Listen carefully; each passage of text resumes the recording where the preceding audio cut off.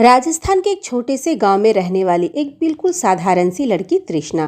कहते हैं माली का धर्म बाग की रक्षा करना होता है, लेकिन अगर उसी माली की नज़र गुलाब पर ही खराब हो जाए तो फिर उस फूल को टूटने से कौन बचाए। शायद वो ये भूल गया था कि गुलाब के साथ कांटे भी होते हैं और कुछ कांटे इतने खतरनाक होते हैं कि छूने वाले के हाथ तक लहूलुहान कर देते हैं। तृष्णा की कहानी शुरू करने से पहले अगर आपको हमारी कहानियाँ पसंद आती है तो वीडियो को लाइक और चैनल को सब्सक्राइब ज़रूर कर दीजिए। अब कहानी का दूसरा सिरा जुड़ता है जय से। जय ने अपनी पूरी पढ़ाई ब्रिटेन में की थी और हाल ही में वो अपनी पढ़ाई पूरी करके भारत लौटा था। अब उसे अपने पिता के करोड़ों के होटल बिजनेस को संभालना था। बचपन से विदेश में रहने की वजह से उसका रहन सहन पूरी तरह अंग्रेजों जैसा था और हिंदी से उसकी दोस्ती बहुत कमज़ोर थी। एक शाम जय अपने कुछ एनआरआई दोस्तों के साथ शहर में घूमने निकला।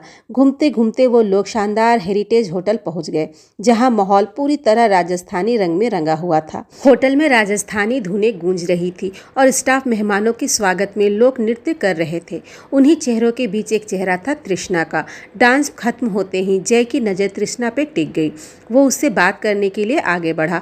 बातों बातों में जय को पता चला कि तृष्णा यहाँ कोई परमानेंट स्टाफ नहीं है, बल्कि एक टेम्पररी वर्कर थी। उम्र सिर्फ 19 साल। घर के हालात ऐसे थे, स्कूल के बाद वो अपनी पढ़ाई छोड़ दी और यहाँ काम करने आ गई। उस रात होटल की शिफ्ट खत्म होने के बाद जब तृष्णा अपनी एक साथी के साथ पैदल घर लौट रही थी, तभी रास्ते में जय और उनके दोस्त फिर उन्हें मिल गए। उन्होंने गाड़ी रोकी और दोनों लड़कियों को लिफ्ट ऑफर की। शुरुआत में सब कुछ बिल्कुल सामान्य लगा। जय और उनके दोस्तों ने शराफत दिखाते हुए दोनों को सुरक्षित उनके घर तक छोड़ दिया। अगर ये मुलाकात बस यहीं तक रहती तो शायद सब कुछ ठीक रहता, लेकिन तृष्णा की शांत और साधारण जिंदगी में बहुत जल्द कुछ ऐसा होने वाला था जो उसकी दुनिया को हमेशा के लिए बदलने वाला था। तृष्णा के पिता सब्जियों के ट्रांसपोर्ट का काम करते थे। उनके पास एक पिकअप वैन थी जिसकी किस्तें भरने के लिए उन्हें दिन रात मेहनत करनी पड़ती थी। वो सुबह अंधेरे में घर से निकलते और देर शाम को घर लौटते ताकि किसी तरह परिवार का गुजारा चल सके। लेकिन फिर आई एक मनहूस सुबह। तृष्णा के पिता पिकअप वैन में सब्जियां भरकर मंडी जा रहे थे और पीछे बैठी तृष्णा उन सब्जियों को संभाल रही थी। लगातार काम और थकान की वजह से गाड़ी चलाते वक्त अचानक उसके पिता की आंख लग गई। बस एक पल की झपकी और अगले ही पल सामने से आ रहे तेज रफ्तार ट्रक से वैन की भीषण टक्कर हो गई। टक्कर इतनी खतरनाक थी कि देखने वालों के होश उड़ जाए। वैन का अगला हिस्सा पूरी तरह चूर चूर हो चुका था। ऐसा लग रहा था मानो तृष्णा के पिता बच नहीं पाएंगे, लेकिन शायद किस्मत को कुछ और ही मंजूर था। उनकी जान तो बच गई, लेकिन बड़ी कीमत चुकानी पड़ी। वो बुरी तरह घायल थे और कब ठीक होंगे ये भी कोई नहीं जानता था। उधर तृष्णा भी इस हादसे से बच नहीं सकी। उसका एक हाथ टूट चुका था और उस पर प्लास्टर चढ़ गया था। कुछ दिनों बाद जब जय अपने दोस्तों को छोड़ने जयपुर एयरपोर्ट जा रहा था, तभी उसकी नज़र सड़क किनारे अपने घर के बाहर बैठी तृष्णा पर पड़ी। उसने हाथ का प्लास्टर देखा। जय ने तुरंत गाड़ी रोकी। बातों बातों में उसे उस भयानक हादसे के बारे में पता चला और यहीं जय ने अपनी दरिया दिली दिखाई। उसने बड़े अपनेपन से कहा, मेरे पिता का जयपुर में बड़ा होटल है, अगर तुम चाहो तो मैं तुम्हें वहाँ काम दिलवा सकता हूँ। आज के दौर में जहाँ लोग सिर्फ अपने मतलब से मतलब रखते हैं, वहाँ एक अनजान इंसान की इतनी मदद किसी चमत्कार से कम नहीं लग रही थी। करीब 1 महीने बाद तृष्णा के नाम एक चिट्ठी आई। उसमें जयपुर के होटल में उसकी नौकरी पक्की होने की खबर थी और साथ ही आने जाने के किराए के लिए 500 रुपये भी रखे थे। तृष्णा के लिए यह फैसला बिल्कुल भी आसान नहीं था। एक अनजान शहर, एक अजनबी पे भरोसा और एक नई जिंदगी का डर। लेकिन गरीबी, पिता का इलाज और घर के खर्च की मजबूरी ने उसके डर को पीछे छोड़ दिया। आखिरकार तृष्णा ने घर की दहलीज पार की और बस में जयपुर पहुंच गई। बस स्टैंड पे जय खुद उसे लेने आया था। उसने तृष्णा का सामान काउंटर पर यह कहकर रखवा दिया कि बाद में मेरा ड्राइवर ले जाएगा। लेकिन इसके बाद शुरू हुआ एक अजीब सफ़र। जय उसे शहर की भीड़ से दूर सुनसान रास्तों पर ले जा रहा था और आखिरकार जय का इरादा नेक निकला। वो तृष्णा को अपने पिता के पुराने हेरिटेज होटल में लेकर आया था, जो शहर से शोरगुल से काफ़ी दूर था। ये कोई आम होटल नहीं था। कभी ये रजवाड़ों का महल हुआ करता था। समय बदला, राज खत्म हुए और वही शाही महल अब आलीशान होटलों में बदल चुके थे। चूंकि तृष्णा के हाथ में अभी भी प्लास्टर था और वो भारी काम नहीं कर सकती थी, इसलिए जय ने उसे खास जिम्मेदारी दी। उसे होटल के बगीचे में मौजूद पक्षियों की देखभाल करनी थी। अब तृष्णा उन पिंजरों में बंद परिंदों का ख्याल रखती थी, शायद बिना ये समझे कि वो खुद भी धीरे धीरे एक सोने के पिंजरे की तरफ बढ़ रही है। धीरे धीरे तृष्णा का मन इन नई जगहों पर लगने लगा। कुछ दिनों बाद जब उसके हाथ का प्लास्टर उतर गया तो वो और भी फुर्ती से काम करने लगी। अब वो होटल में फुल टाइम वेट्रेस बन चुकी थी और उसने बहुत जल्दी होटल के लगभग सारे काम सीख लिए थे।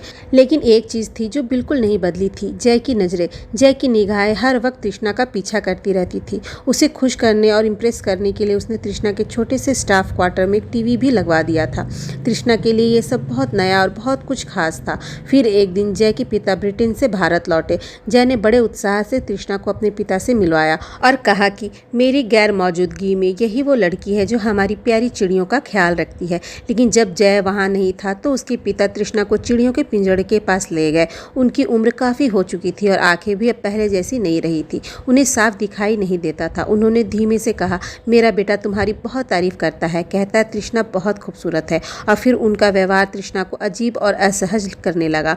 उन्होंने उसके एक सवाल पूछा, क्या जय तुम्हारा ठीक से ख्याल रखता है? सीधी सादी तृष्णा इस सवाल के पीछे छिपे मतलब को समझ ही नहीं पाई। उसने सोचा, जय ने मुझे नौकरी दी, रहने की जगह दी, इतना ही तो काफ़ी है, इसलिए वो चुप रही। लेकिन उस दिन के बाद कुछ बदलने लगा था। पिता के वापस जाने के बाद जय का रवैया भी बदल गया। अब वो तृष्णा के और करीब आने की कोशिश करने लगा था। अक्सर तृष्णा ही उसके कमरे में खाना लेकर जाती थी और जय बहाने से उसे छूने की कोशिश करता। तृष्णा समझ रही थी कि जय उसे पसंद करता है, उसे जय अच्छा लगता था, लेकिन एक डर भी था। जय एक अमीर होटल मालिक का बेटा और तृष्णा एक मामूली काम वाली। न जात मिलती थी न हैसियत, फिर भी दिल कहीं न कहीं उसकी तरफ खींच रहा था। तभी जय ने एक नया दांव खेला।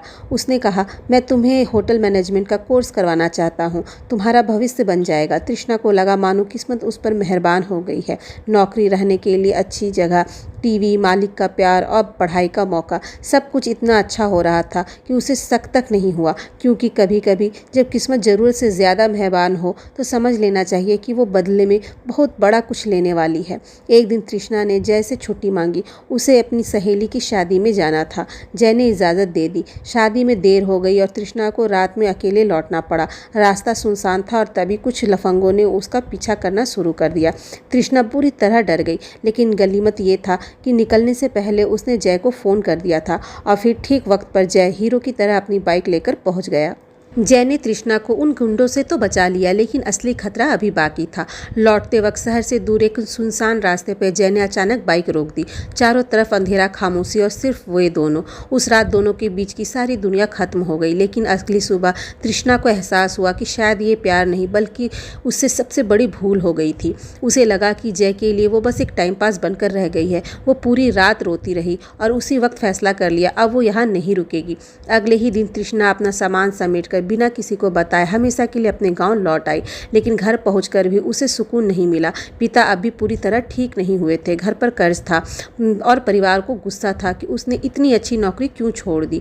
अगले कुछ महीने तृष्णा ने जैसे तैसे काटे। वो खेतों में काम करती और घर का काम में भी हाथ बटाती, लेकिन फिर उसके शरीर में कुछ बदलाव आने लगे। उल्टियाँ, कमजोरी और फिर एक सच जिसने सब कुछ हिला दिया। तृष्णा गर्भवती थी। गाँव में बदनामी के डर से परिवार ने एक बहुत कठोर फैसला लिया और तृष्णा से उसकी आखिरी उम्मीद भी छीन ली गई। इसके बाद उसे सबकी नज़रों से दूर अपने मामा के घर भेज दिया गया। वहाँ तृष्णा एक फैक्ट्री में मजदूरी करने लगी और अपनी पुरानी ज़िंदगी भूलने की कोशिश करने लगी। लेकिन अतीत ने उसका पीछा नहीं छोड़ा। जय उसे ढूंढते ढूंढते वहाँ भी पहुँच गया। उसे देखते ही उसने तृष्णा को गले लगा लिया और कहा, तुम ऐसे सब कुछ छोड़कर क्यों चली गई? उसने वादा किया, दुनिया कुछ भी कहे, मैं हमेशा तुम्हारे साथ हूँ। जय ने उसे एक नया सपना दिखाया। उसने कहा, मैं मुंबई जा रहा हूँ, मैं तुम्हें भी अपने साथ ले जाना चाहता हूँ। जय की मीठी बातों ने एक बार फिर तृष्णा का दिल जीत लिया। उसे लगा शायद उसने जय को गलत समझा था, लेकिन उसके दिल में एक डर अभी भी था। उसने जय को अपने साथ हुई उस घटना के बारे में कुछ नहीं बताया। फिर दोनों मुंबई पहुँच गए। मुंबई की दुनिया जयपुर से बिल्कुल अलग थी। चमक दमक, फिल्मी लोग और नई जिंदगी का सपना। जय के दोस्त फिल्मी इंडस्ट्री से जुड़े थे और तृष्णा की एंट्री एक बिल्कुल नई दुनिया में हो गई। उसे बचपन से डांस का शौक था, जो अब फिर से जिंदा होने लगा। धीरे धीरे जय और तृष्णा हर जगह साथ दिखने लगे, सेट पर भी, पार्टियों में भी। सब कुछ एकदम परफेक्ट लग रहा था। लेकिन अक्सर सबसे बड़ा तूफान उसी वक्त आता है जब सब कुछ सबसे ज़्यादा सही लगे।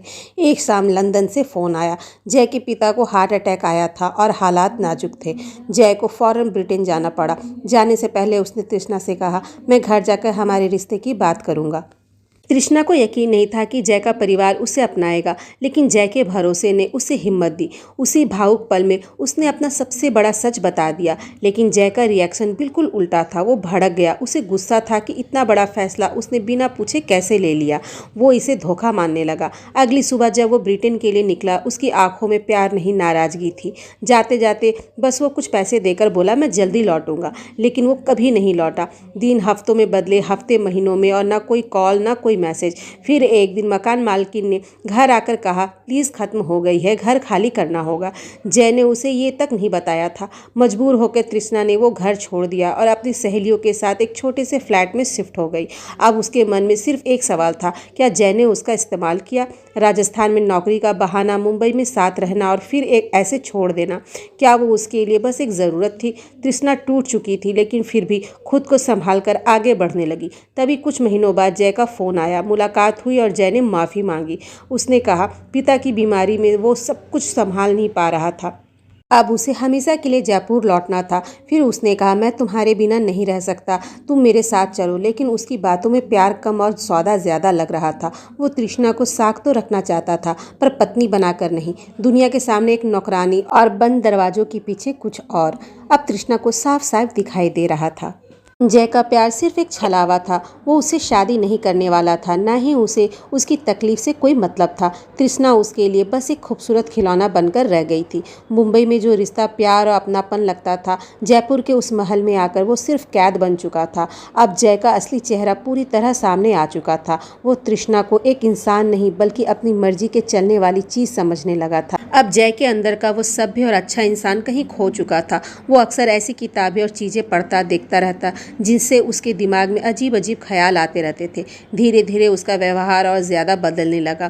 पहले वो तृष्णा को राजस्थानी और पारंपरिक कपड़ों में देखना चाहता था, लेकिन जब उससे उसका मन भर गया तो उसने मुंबई से उसके पुराने मॉडर्न कपड़े मंगवा लिए। अब वो तृष्णा को अपनी पसंद से कपड़े पहनाता, अपनी मर्जी से तैयार करवाता और उसे ऐसे ट्रीट करता मानो वो कोई इंसान नहीं, बल्कि उसकी निजी चीज़ हो। वो कभी उसे अपनी पसंद से सजाता, कभी अपनी मर्जी से नचवाता और कभी कभी अपनी हदें पार कर देता। तृष्णा की रूह तक कांप जाती थी। वो बाहर से चुप थी, लेकिन अंदर से हर दिन थोड़ी थोड़ी मर रही थी। वो चाह कर भी कुछ नहीं कर पा रही थी, क्योंकि उसे पता था भागने से कुछ नहीं होगा। पिछली बार भी जब वो उससे दूर भागी थी, उसे जय ढूंढते ढूंढते वापस अपनी दुनिया में खींच लाया था। इस बार अगर वो भागती तो शायद फिर वही सब कुछ दोबारा होता। अब तृष्णा को एक बात समझ आ चुकी थी, इस पिंजरे से निकलने का सिर्फ एक ही रास्ता बचा था। फिर आई वो रात जिसने सब कुछ बदल दिया। एक रात अपनी हवस शांत करने के बाद जय बिस्तर पे बेफिक्र लेटा था। तृष्णा की आंखों में अब आंसू नहीं, बल्कि एक ठंडी आग थी। वह चुपचाप किचन में गई और सब्जियों को काटने वाला एक बड़ा और धारदार चाकू उठा लाई। दबे पांव वह कमरे में लौटी। जय की आंखें बंद थी। तृष्णा ने एक पल के लिए भी नहीं सोचा। वह धीरे से उसके ऊपर चढ़ी और पूरी ताकत से वह चाकू जय के सीने में उतार दिया। जय की आंखें फटी की फटी रह गई, लेकिन तृष्णा वहां से नहीं हटी। वह तब तक वहां जमी रही जब तक जय के शरीर की आखिरी हरकत बंद नहीं हो गई। आज शिकार ने शिकारी का शिकार कर लिया था। कांपते हाथों से तृष्णा ने अपना सामान पैक किया और उसी रात वहां से भाग निकली।